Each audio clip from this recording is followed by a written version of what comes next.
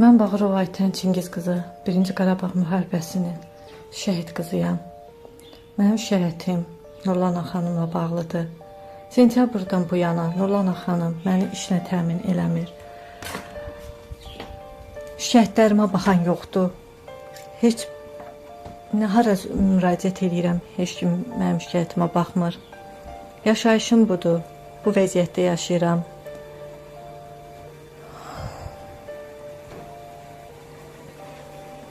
Çox xahiş edirəm prezidentimizdən, xanımından mənə dəstək olsunlar.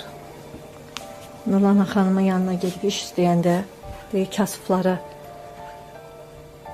iş verirəm. Yəni mənim yaşayışım da budur. Bundan artıq kasıf nə cür ola bilər bilmirəm. Yaşayışım bu 2 otaqdan ibarətdir. Bir qızım, bir oğlum var.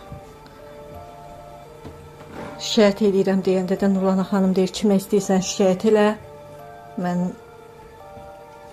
Yəni kimə istəyirsən şikayət elə. Mən də üzümü tuturam xalqıma, prezidentimizə, xanımına çox xahiş edirəm ki, köməklik eləsinlər. Bu Nurlana xanıma insaf verilsin ki, məni işlə təmin eləsin.